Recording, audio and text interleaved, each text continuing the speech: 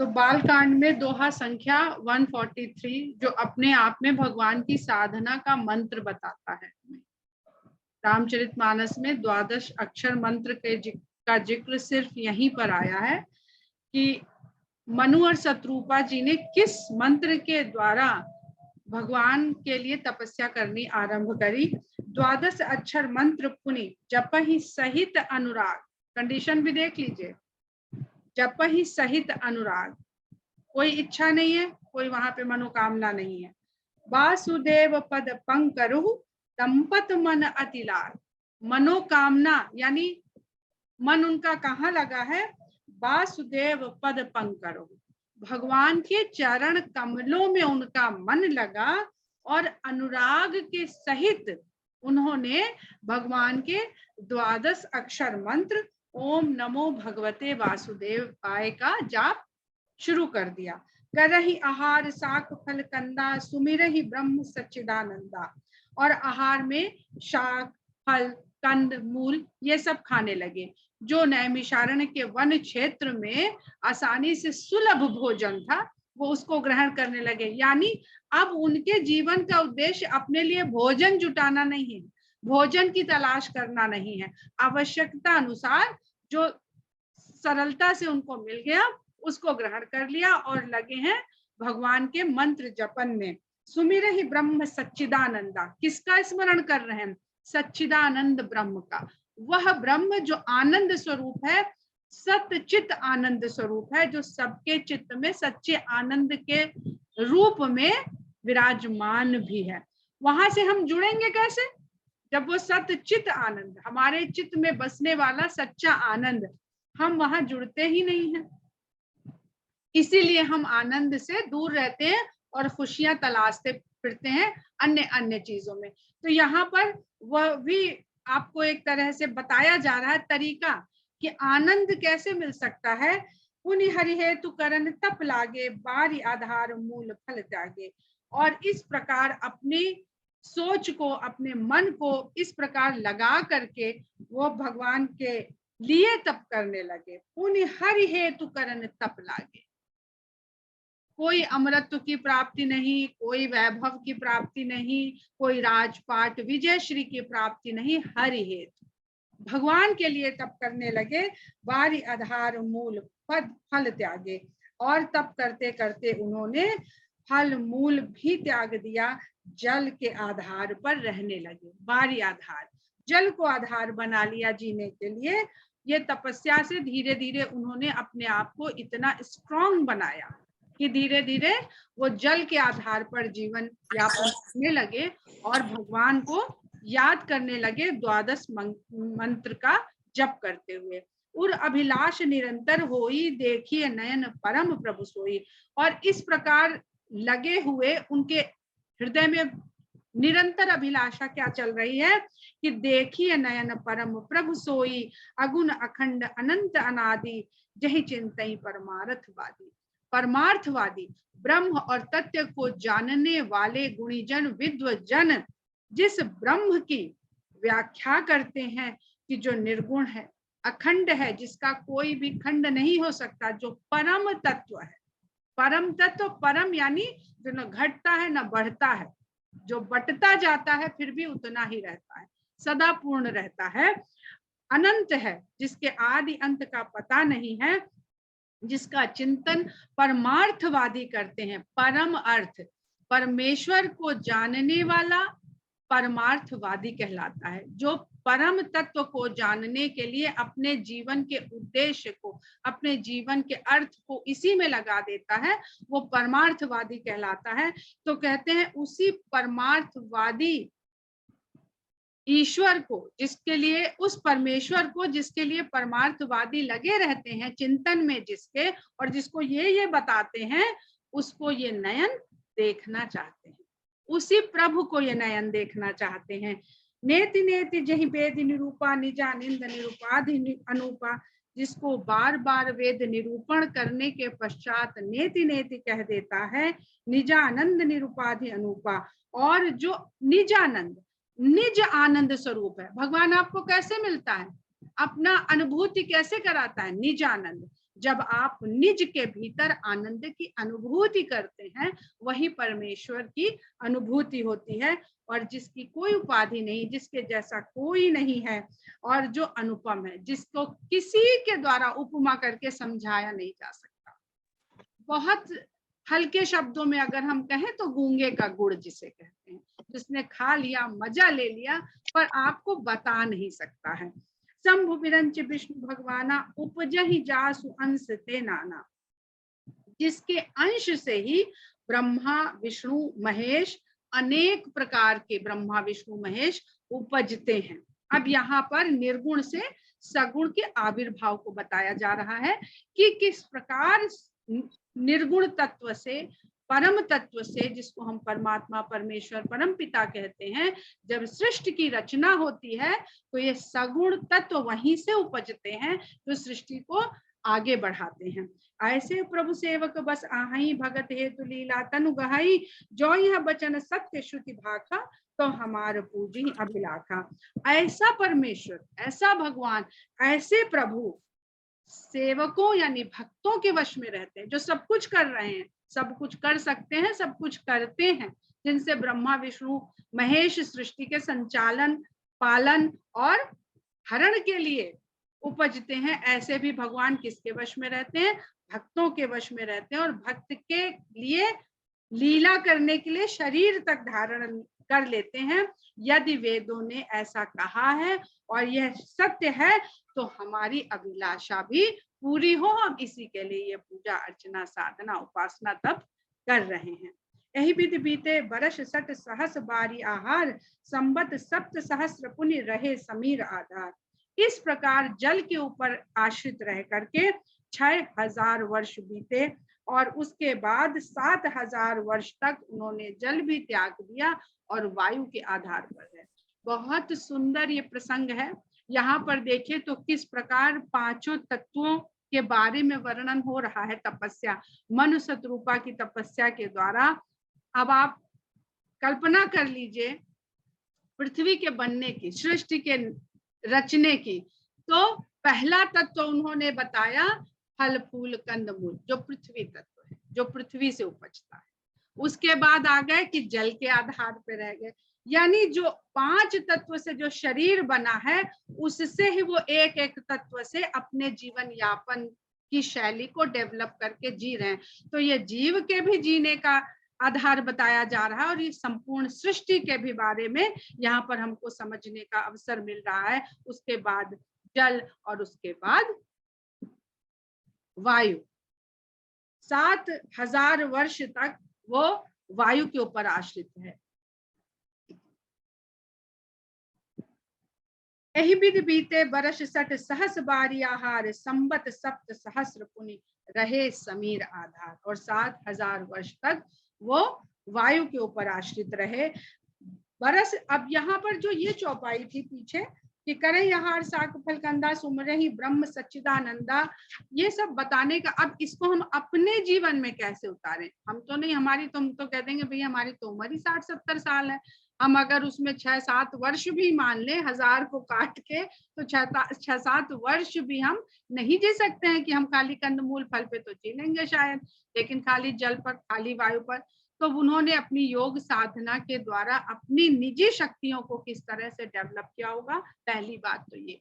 दूसरी बात ये कि हम संसार में हैं, अपने घर गृहस्थी में हैं, तो हमारे जीवन का उद्देश्य ये ना हो कि हम सारा दिन भोजन बनाने, जुटाने, फिर उसको रुचिकर बनाने में जुटे रहते हैं, और यही करते करते हमारी जिंदगी निकल जाती है। अगर हम भगवान से जुड़ना चाहते हैं तो इसको कम से कम करते चले जाएं, जितना आवश्यक हो बस उतना ही अपने लिए उद्देश्य रखें, उतना ही अपने आप को उसमें इन्वॉल्व रखें। हम लोग, अनीता को पता, हम लोग सारा सारा दिन भोजन और व्यंजन बनाने में ही गुजार देते हैं। काम चल सकता है 2 चीज से तो 56 प्रकार का व्यंजन बनाने बैठ जाते हैं, और बहुमूल्य जीवन के समय को इसी में गवा देते हैं। तो ये हमारे लिए इस प्रकार है कि जो उपलब्ध है, जो हमारे साधन में है, उसको थोड़ा बहुत खाएं और अपने कर्म में रखो, जो आपने अपने जीवन के उद्देश्य बनाया है, जिस कर्म को। बरस सहस दस त्यागे सोई ठाड़े रहे एक पद दो। बरस सहस दस त्यागे सोऊ ठाड़े रहे एक पद दो। और 10,000 वर्ष तक फिर उन्होंने वायु का भी त्याग कर दिया और एक पैर पर दोनों जन खड़े रहे। ऐसा करने में बहुत अथक परिश्रम करना पड़ता है। इस मतलब आपको आसानी से नहीं मिलेंगे भगवान, एक पैर पे खड़े होना पड़ेगा। ये एक मुहावरा भी है, एक लोकोक्ति भी है, कहने का तरीका भी है। यहाँ पर हम कथा वस्तु के हिसाब से वही इमेजिन कर रहे हैं कि मनोहर सतरूपा जी हैं, अब वो एक पैर पर खड़े हो गए और वायु भी त्याग दी है। समाधि, जिसमें सांस रोक करके मनुष्य अपने आप को, जब सांस ही रोक लेता है, समाधि अवस्था में चला जाता है, तो उसकी सारी मेटाबॉलिक एक्टिविटीज बंद हो जाती हैं और उसे उस तरह की एनर्जी की जरूरत नहीं रहती है जिस तरह की भोजन की एनर्जी पे वो डिपेंडेंट होता है अपनी दिनचर्या दैनिक क्रिया करने के लिए। विधि हरिहर तप देखी अपारा मन समीप आए बहुबारा। अब ब्रह्मा विष्णु और महेश जब मनु और शत्रुपा की इस प्रकार कठिन तपस्या को देखा तो अनेक बार उनके पास आए। मांगहु बर बहु भांति लुभाए परम धीर नहीं चलहि चलाए। और अनेक प्रकार के वरदानों से उनको लुभाने का प्रयास किया। अभी तक हमने जितने भक्तों के बारे में सुना है, हमने वो पहले ही कोई उद्देश्य लेके आते हैं, और उद्देश्य नहीं भी लेके आए तो उनको दिखा के संसार में हम सोचते तो हैं कि भाई हम तो इस बार ये किताब लिखेंगे, आज इस साल हमको ये किताब लिखी लेनी, चाहे कुछ हो जाए। लेकिन तरह तरह के विचित्र विचित्र हमको लुभाने लगती, अरे चलो पिकनिक कराते हैं, अरे चलो घूम के आते हैं, अरे पार्टी करते हैं, और हम समय उसमें गंवाते रहते हैं और किताब जहाँ की तहाँ पड़ी रहती है। तो इसी तरह से कहते हैं कि विधि हरिहर तप देखी अपारा मन समीप आए बहुबारा। मांगहु बरु बहु भांति लुभाए परम धीर नहीं चलहि चलाए। लेकिन वो इतने परम धैर्यवान थे कि उनके चले नहीं, अपने पथ से अटक नहीं हुए, फोकस रहे, हमको ये करना है तो करना। ये आप अपने जीवन में, अपने संसार में, अपने ऊपर, बच्चों के ऊपर, चाहे जिसके ऊपर अप्लाई करके देख लीजिए, बिल्कुल सटीक बातें यहाँ पर कही जा रही हैं। अस्थि मात्र होई रहे शरीरा तदपि मनाग मन ही नहीं पीरा। और ऐसी कठिन मेहनत करते हुए, तपस्या करते हुए उनका शरीर हड्डियों का ढांचा मात्र रह गया, लेकिन उनके मन में पीड़ा कोई नहीं थी, उनके मन में कोई दुख क्लेश नहीं था। प्रभु सर्वज्ञ दास निज जानी गति अनन्य तापस नृपरानी। मांगू मांगू पर भय न भवानी परम गंभीर कृपा मृत सानी। जब भगवान ने देख लिया कि इनको तो कोई भी सांसारिक वस्तु लोभ में डाल ही नहीं पा रही है, और ये हर तरह से भगवान ने जान लिया कि ये मेरे ही दास हैं, मेरे ही प्रेमी हैं, मेरे ही भक्त हैं, तो गति अन्य तापस नृपरानी। उन्होंने देख लिया कि इनकी जो गति है वो सिर्फ और सिर्फ मेरी ओर है। यह जान करके भगवान ने आकाशवाणी करी, क्योंकि वो तो निर्गुण है। सबसे पहले अगर वो सगुण होता है ईश्वर, तो शब्द रूप में सगुण होता है। आप दुनिया के सारे पंथों को देख लीजिए, जो निर्गुण ब्रह्म की उपासना करते हैं और उसकी स्थापना करते हैं, प्रमाणित करते हैं, वो भी अधीन है इस शब्द और वाणी के। हम यही कहते हैं कि अगर आपने अपने परमेश्वर को शब्द और वाणी दे दी तो वो निर्गुण कहाँ रह गया। उसने सगुण का सूक्ष्म से भी स्थूल रूप धारण कर दिया। सूक्ष्म रूप तो वो है जो भाव और विचार के रूप में आपके मन में है, आकाश तत्व के साथ। जैसे ही आकाश तत्व प्रभावी होता है, सूक्ष्म तत्व के रूप में वो ईश्वर हमारे भीतर गुण रूप धारण कर लेता है, और उस सूक्ष्म रूप को जैसे हम शब्द और वाणी दे देते हैं, हमने जो कुछ भी कह दिया, हम कोई शब्द यहाँ नहीं लेना चाहते हैं, तो हमने उसे शब्द रूप में साकार कर दिया, तो कहाँ निराकार रह गया। तो ऐसी आकाशवाणी हुई जो कृपा के अमृत से सनी हुई थी। मृतक जियावनी गिरा सुहाई श्रवण रंध्र होई उर जबाई।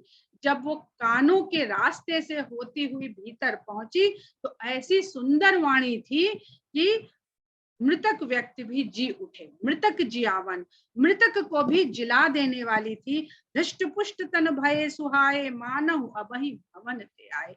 और जैसे ही ये वाणी उनके कानों के अंदर प्रवेश करी तो मन और शत्रुपा के शरीर ऐसे सुंदर और हृष्ट पुष्ट हो गए जैसे जिस दिन भवन से आए थे वनवास के लिए तपस्या करने के लिए, वैसा ही उनका स्वस्थ सुंदर शरीर हो गया। श्रवण सुधा सम बचन सुनि पुलक प्रफुल्लित गात बोले मनु करि दंडवत प्रेम न हृदय समात। हमने आप लोगों को जो दंडवत के बारे में व्याख्या करी थी, परिभाषा बताई थी, वो देखिए यहाँ पर एकदम अक्षरशः सत्य हो रही है कि अमृत के समान इन वचनों को सुनते ही मनु और शत्रुपा के शरीर प्रफुल्लित हो गए आनंद के कारण, और बोले मनु करि दंडवत प्रेम न हृदय समान। वो भगवान के सामने दंड की भांति हो गए और उनके हृदय में प्रेम नहीं समाया। दंड यानी अब आप जैसे चाहो वैसे चलाओ, कर्ता आप हो, स्वामी आप हो, शक्ति आप हो, हम निर्जीव दंड है खाली, मेरी ना कोई इच्छा है, ना चेतना है, ना भावना है। सुन सेवक सुरतर सुरधेनु विधि हरिहर बंदित पदरेनु सेवत सुलभ सकल सुखदायक प्रणत पाल सचराचर नायक। कहते हैं हे भगवान सुनिए, आप अपने भक्तों के लिए काम कल्प वृक्ष और कामधेनु गाय के समान है। आपके चरणों की धूल को तो ब्रह्मा विष्णु महेश भी पूजते हैं, वंदना करते हैं। अब यहाँ पर परमात्मा की बात हो रही है, यहाँ पर हम ब्रह्मा विष्णु महेश से कंफ्यूज ना हो, पर ये रूप हम परमेश्वर का कोई शंकर में देखता है, कोई राम में, कोई कृष्ण में, कोई दुर्गा में, कोई काली में, तो कोई और भी ईश्वरों में, तो ये हमारी अपनी भावना है कि हम उस निर्गुण को क्या साकार रूप प्रदान करते हैं, वो वही रूप धर के हमसे संपर्क करता है, हमसे जुड़ता है। सेवत सुलभ सकल सुखदायक, आपकी सेवा आसान है, सरल है, आपकी भक्ति बिल्कुल भी मुश्किल नहीं है और सभी तरह के सुख को देने वाली है। प्रणत पाल सचराचर नायक, आप इस सचराचर जगत के रक्षक हैं, पालन करने वाले हैं और आप ही स्वामी हैं। ऐसे ब्रह्मा विष्णु महेश में क्या दिखता है कि ब्रह्मा जी सृष्टि करते हैं, विष्णु जी पालन करते हैं और शंकर जी उसका विलय करते हैं। पर जो परमात्मा है, जो इन सब से भी ऊपर है, वो सब कुछ है, वो स्वामी भी है इस संसार का, इस संसार को रचने वाला, पालन करने वाला और हरने वाला भी है। जो अनाथ हित हम पर नेहु, बहुत सुंदर चौपाई है ये। जो अनाथ हित हम पर नेहु तो प्रसन्न कोई यह बर देहु। हे अनाथों के नाथ, यदि आपका हम पर स्नेह हुआ है और आप इस प्रकार वाणी के द्वारा हमसे संपर्क साध रहे हैं, तो प्रसन्न होकर के यह वरदान दीजिए, जो स्वरूप बस शिव मन माही जहि कारण मुनि जतन कराही। आपका जो स्वरूप शंकर भगवान के हृदय में बसता है और जिसको पाने के कारण, पाने समझने जानने के कारण ऋषि मुनि अत्यंत यत्न करवाते हैं, तरह तरह के यत्न बनाते, भरा पड़ा है हमारा जो सनातन धर्म है, उसके जो वेद पुराण ग्रंथ हैं, भगवान को जानने जुड़ने समझने के तमाम रास्ते बताते हैं। योग है, तपस्या है, ध्यान है, लेखन है, कला है, संगीत है। तो कहते हैं जहि कारण मुनि जतन कराही, जिसके लिए मुनि लोग यत्न करवाते हैं जीवों से। जो भुसुंडी मन मानस हंसा सगुन अगुन जहि निगम प्रशंसा, जो काग भुसुंडी जी के मन में, मन रूपी मान सरोवर में हंस के रूप में विद्यमान रहता है सदा, और वेद जिसकी प्रशंसा सगुण और निर्गुण दोनों के रूप में करते रहते हैं। देखा ही हम स्वरूप भरी लोचन कृपा करो प्रणतार तिमोचन। हम उस रूप को जी भर के इन आंखों से देख लेना चाहते हैं। हे हमारे दुखों को मिटाने वाले, आप हम पर ये कृपा करिए, और हमारी यही साध है, यही इच्छा है। साध के लिए जो किया जाए वो साधना कहलाती है। तो कहते हैं दंपति बचन परम प्रिय लागे, मृदुल विनीत प्रेम रस पागे, भगत बचल प्रभु कृपा निधाना, विश्ववास प्रगटे। दंपति के इस प्रकार प्रेम से पगे हुए वचन सुन करके, जो मीठे भी थे, विनीत भी थे और प्रेम से पगे हुए भी थे। प्रेम का पगा हुआ शब्द तुलसीदास जी ने बहुत कम जगह इस्तेमाल किया, एक यहाँ पे कर रहे हैं और एक केवट प्रसंग में करते हैं। तो प्रेम से पग देना, जब प्रेम से पग के आप उससे संवाद करते हैं तो भगत बछल प्रभु कृपा निधाना। भक्त को वत्सल रूप में अपने बच्चे की तरह, वत्स माने बेटा, पुत्र, संतान, तो भक्त को वत्सल रूप में चाहने वाले कृपा के निधान प्रभु जो विश्व में वास करते हैं, विश्ववास, जो विश्व में वास करते हैं वो प्रकट हो गए। यहाँ पे बहुत सुंदर संदर्भ ये है, यहाँ बार बार कह रहे हैं कि वेद ने जिसको सब कुछ करने वाला बताया है, जो सीमाओं से परे है, और जिसको निर्गुण और सगुण वेद दोनों कह रहा है। तो अगर खाली निराकार की व्याख्या करता वेद, तो उसे अगर वो ये कहता कि उसके हाथ में सब कुछ है, वो सब कुछ कर सकता है, और भक्त के प्रेम के कारण वो अपना रूप प्रकट नहीं कर सकता है, तो ये उसकी बाध्यता हो गई उस परमपिता परमेश्वर की कि जी वो प्रकट नहीं हो सकता, जबकि वो सब कुछ कर सकता है। तो निराकार होते हुए भी वो निराकार ही रहे, साकार नहीं हो सके, तो ये तो उसके अंदर एक कमी हो गई ना। तो फिर वो परमपिता कहाँ हुआ, वो सब कुछ कहाँ हुआ। तो इसलिए मुझे जो अवतार की परिकल्पना हम कह लें, सिद्धांत कह लें, दर्शन कह लें, वो यहीं पर सिद्ध हो जाती है कि वो जो सब कुछ कर सकता है वह प्रेम के कारण साकार हो सकता है। तो सबसे महत्वपूर्ण यह है कि उसकी भ्रकुटी विलास से धर्म की स्थापना भी हो सकती है, उसकी भ्रकुटी विलास से सारे असुरों, अत्याचारियों का सेकंड से भी कम समय में विनाश हो सकता है। किंतु कोई ये ठान ले कि जी हम तो आपको देखना चाहते, तो उसके लिए उसे कोई ना कोई तो बनाना पड़ेगा ना साधन, तो वो ये भी कर सकता है। उसने शरीर धरा है सिर्फ और सिर्फ प्रेम के कारण, और कोई दूसरा कारण नहीं है उसके लिए। ये रावण और कुंभकर्ण और खरदूषण, मेघनाद, इसको इतना 14 वर्ष का यहाँ आए, जन्म लें और फिर इतना सब करें, इसकी आवश्यकता उसे नहीं है। यही इस प्रसंग में आपको धीरे धीरे स्पष्ट होगा। तो किस रूप में वहां प्रकट हुए हैं भगवान? नील सरोरु नीलमणि, नील नीर धर श्याम, लाजहि तन शोभा ने रखी, कोटि कोटि सत्काम। उनका नीले कमल के समान शरीर का रंग है, जो नीलमणि, जिसमें एक आभा भी है, चमक भी। मणि उसे कहते हैं जो स्वयं प्रकाशमान होती है। तो नीलमणि के समान उसमें आभा है, और नीले मेघ के समान उनका श्यामल वर्ण है।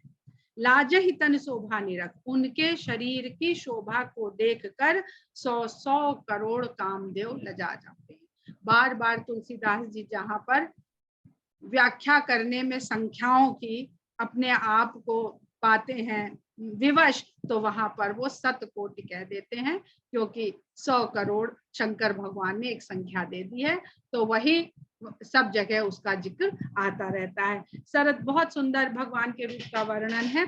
शरद मयंक बदन छवि सीवा, चारु कपोल चिबुक दर ग्रीवा, अधर अरुण रद सुंदर नासा, नासा।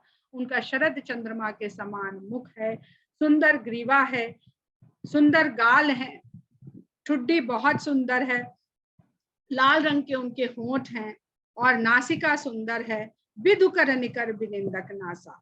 दांत, नाक सभी बहुत सुंदर हैं, और जो उनकी हंसी है, जो सच्चिदानंद स्वरूप है, जो आनंद का स्वरूप है, वो जब रूप धरेगा तो उसके चेहरे का भाव क्या होगा? एक सहज मुस्कान उसके चेहरे पर विराजमान होती है। तो जो उनकी हंसी है वो चंद्रमा की किरणों को नीचा दिखाने वाली है, उनको भी कमतर दिखाने वाली है। नव अंबुज अंबक छविनी की, चितवन ललित भावती जी की, और नेत्रों की छवि तो नए नए खिले हुए कमल के समान है, और जो दृष्टि है, खाली नेत्र ही नहीं, जो उनकी दृष्टि है वो जी को भाने वाली है। अब किसको पड़ रही है वो दृष्टि?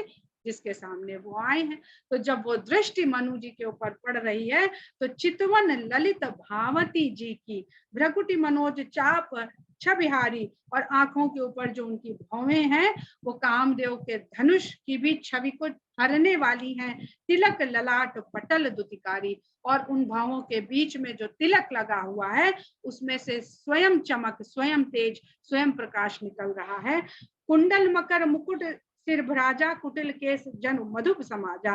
कानों में मछली के आकार के कुंडल पहने हुए हैं, सिर पर मुकुट विराजमान है, और उस मुकुट के भीतर जो बाल हैं वो कुटिल हैं, मतलब टेढ़े मेढ़े हैं और बहुत घने हैं। ऐसा लग रहा है कि भौरों का झुंड उनके शीश पर विराजमान है। उर श्रीवत्स रुचिर वनमाला, उनके हृदय में श्रीवत्स का चिन्ह है और जिस पर वनमाला पहनी हुई है। पदिक हार भूषण मणिजाला,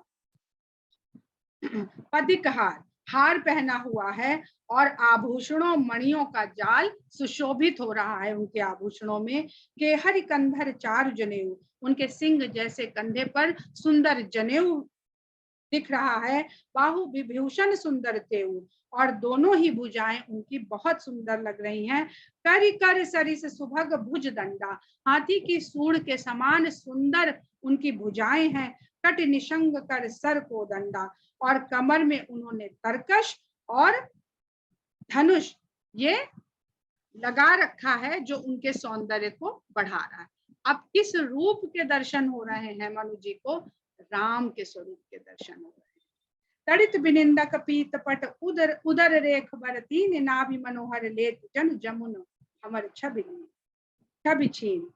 उनके जो वस्त्र पहने हुए हैं पीतांबर धारी हैं, उसमें से सोने के समान चमक निकल रही है और उदर में 3 रेखाएं दिख रही हैं।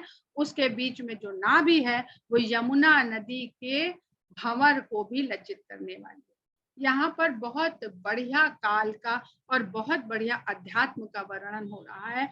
उदर रेख 3, उनके हम लोग पढ़ते हैं ना, जब काकभूषुंडी का पढ़ेंगे, उत्तरकांड में पढ़ा है कि जब वो उनके उदर में चले गए थे तो उन्होंने क्या क्या वहां पर दर्शन पाया था। तो 3 रेख, ये 3 का ही सारा सृष्टि में आते ही 3 का चक्र ही आरंभ हो जाता है। 3 काल हैं, 3 गुण हैं और 3 हमारे प्रमुख देव हैं, ब्रह्मा विष्णु महेश। ये सब वहीं पर विराजमान है भगवान के उदर में। पद राजीव बरन नहीं जाई, मुनि मन मधुप बसत बसहि जिन माही। और उनके कमल के समान पैर हैं जिनमें चरण कमलों में मुनियों का मन भंवरे की भांति सदा मंडराया करता है। कहते हैं भगवान के चरणों का ध्यान करना चाहिए। अगर हम कभी मंदिर में जाते हैं, विग्रह का दर्शन करते हैं तो सबसे पहले चरण दर्शन करना चाहिए, मगर हम सबसे पहले मुखाकृति देखते हैं और भगवान की आंखों की तरफ देखते हैं। ये हमारा अहम भाव, हम नजर झुका के जाएं। हम राजा महाराजाओं के सामने से देखते हैं तो वो लोग सर झुका के ऐसे ऐसे पीछे आते हैं। तो भगवान के यहाँ जाना चाहिए तो नजर नीची करके जाना चाहिए। जब हम नजर नीची करके जाएंगे, ये कर्म भाव को हम बता रहे हैं, मन भाव की बात हम नहीं कर रहे हैं। जो मन भाव से जुड़ा है उसके लिए तो सर्वत्र है, सिया राम मैं सब जग जानी, उसको विग्रह के दर्शन और इस सब की कोई आवश्यकता नहीं है। वाम भाग शोभति अनुकूला, आदि शक्ति छविनिधि जगदीला। उनके बाएं भाग में उसी प्रकार उनके तेज सौंदर्य के अनुकूल शोभायमान है। आदि शक्ति छवि सुंदरता की, सारे सौंदर्यों की निधि और जग का मूल। प्रकृति आदि शक्ति, उसको जग का मूल का भगवान आनंद स्वरूप। देखिए यहाँ ब्रह्म और प्रकृति का पूरा वर्णन हो रहा है। भगवान आनंद स्वरूप है और प्रकृति उसकी शक्ति वो जग का कारण है, वो जग का मूल कारण है। जासु अंश उपजहि गुण खानी। अब ये आदि शक्ति के अंश से गुणों की खान प्रकृति उपजती है। अगणित लक्ष उमा ब्रह्मानी, अनेकों अनगिनत ब्रह्माणी लक्ष्मी और पार्वतियां उत्पन्न होती हैं। भ्रकुट विलास जासु जग होई, राम बाम जिसकी भ्रकुट विलास से सारा संसार चलता है वही सीता स्वरूपा आदि शक्ति राम के बाएं में सुशोभित है। तो सीता के लिए रावण को पराजित करना सीता के लिए उतना ही आसान था। सीता के लिए कोई मुश्किल काम नहीं था। वो आदि शक्ति है, तो जो लोग भी इस तरह के आक्षेप करते हैं वो इन मूल तत्वों को, वो तत्व को नहीं जानते हैं। छवि समुद्र हरि रूप बिलो की, एकटक रहे नयन पट रोकी। इस प्रकार सौंदर्य के समुद्र को, हरि के रूप को देखते हुए उनके आंखों ने, पट ने, पलक ने ढलकना बंद कर दिया और वो एकटक इस रूप को निहारते रह गए। चित्त वही सादर रूप अनूपा, तृप्ति न माने मन सतरूपा। इस रूप को वो सादर बस देख रहे हैं और उनको तृप्ति नहीं हो रही है। मन और सतरूपा का जी नहीं भर रहा है। हर्ष विबस तन दशा भुलानी, परे दंड इव कही पद पानी। हर्ष के वशीभूत होकर वो अपने तन की दशा को भूल गए और दंड की भांति भगवान के चरणों को पकड़कर गिर पड़े। सिर पर से प्रभु निज कर कंजा, तुरंत उठाए करुणा पूजा। भगवान ने अपने हाथों से उनके सर पर स्पर्श किया और तुरंत उनको करुणा के निधान भगवान ने तुरंत उनको उठा लिया। जब आप भगवान के आगे शरणागत होते हैं तो भगवान आपको उठा लेता है। हम भगवान के आगे शरणागत ही नहीं होते हैं, इसलिए हम जीवन में बार बार गिरते रहते हैं, बार बार असफलताओं, हार और दुख और विषाद का सामना करते रहते हैं। बोले कृपा निधान पुनि, अति प्रसन्न मोहि जान, मांगो बर जोई भाव मन, महादान हनुमान। तो कृपा निधान भगवान अत्यंत प्रसन्नता के साथ कहते हैं कि जो भी आपको वर मांगना हो आप मुझे महादानी मान करके, क्यों? क्योंकि अब वो सगुण साकार रूप में आ चुके हैं, तो बातचीत भी फिर अब सगुण रूप में होगी। अब निर्गुण का काम यहाँ से गौड़ हो गया। तो कहते आप मुझे महादानी, आपने तो स्वरूप में दर्शन मांगा, मैं आ गया, तो आप मुझे महादानी भी जानिए। मैं वही हूँ जो निर्गुण रूप में सब कुछ कर रहा है, मैं सगुण रूप में आ गया हूँ। तो इसका मतलब ये नहीं है कि अब मैं सीमा में बंध गया हूँ, अब मेरी क्षमताएं सीमित हो गई हैं। आप मुझे उसी प्रकार का महादानी मानिए, समझिए और जो चाहते हैं मांग लीजिए। हम लोग यहीं पर इस प्रसंग